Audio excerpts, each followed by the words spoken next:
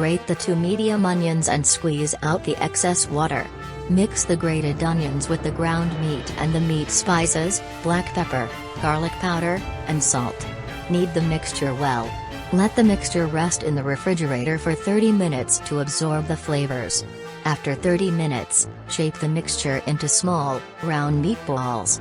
Fry the meatballs in a pan with a mixture of butter and oil until they are browned on all sides.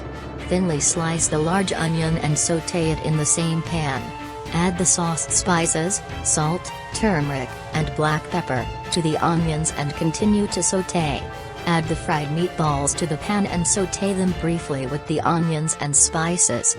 Pour 1 cup of boiling water and the brewed saffron into the pan. Cover and let it cook on low heat for 20 minutes. Soak the rice in water beforehand. Cook the soaked rice with salt and water. The amount of water should be according to the cups of rice. Overheat until it starts to boil. Add oil and fava beans to the boiling rice.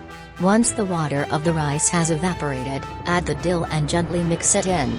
Cover the pot with a cloth and let it steam, damp, for 30 minutes. Enjoy your meal.